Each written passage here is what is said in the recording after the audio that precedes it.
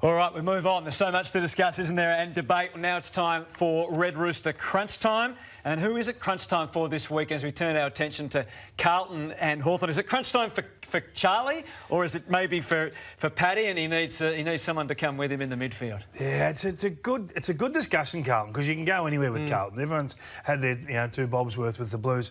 I still think Paddy needs a friend in the middle, and Elijah Hollands is the answer for me. He's not one that starts traditionally in a centre bounce. He's a roll-up kind of guy. He's having significant impact in games, so you don't want to lose. You never want to move a winner. But I just feel like with Walsh a fraction off, Kennedy as the sub last week worked. Hewitt got a fair bit of footy, but I think they need a bit more magic in there. There's too many muggles, guys without magic. So they just need someone who can create, someone who can put lesser talent into space. Yeah, for me, I want to see Charlie Curnow answer some of the critics, because I'm probably more in look at it from the positive side of view. I don't think he's been as bad as what some people are trying to say. Like, he hasn't set the world on fire, but his last 5 weeks, these are just the facts. He's had 26 shots at goal. So he's averaging 5 shots at goal a game, 4th in the competition.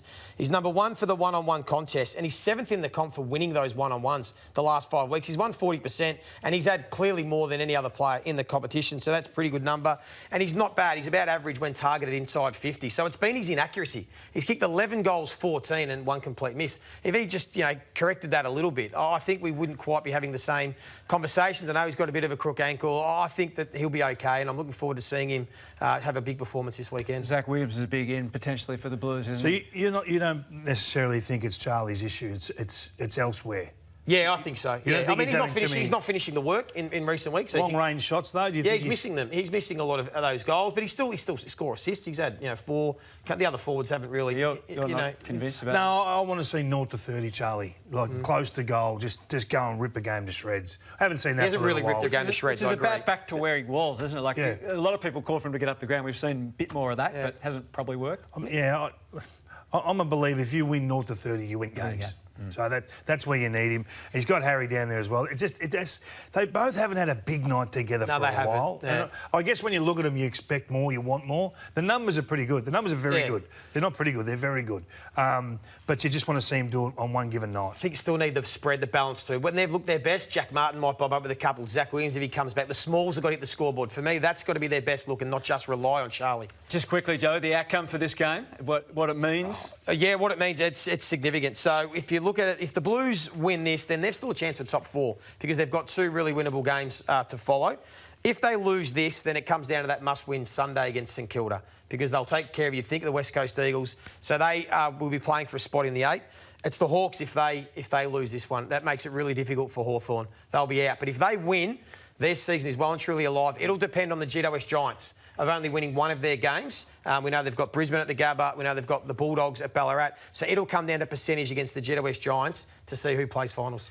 All right, can't wait for Sunday for that huge game at the MCG. I can't wait for Sunday of round 24. I can't look at the ladder anymore. But, why don't you do the predictor? Yes.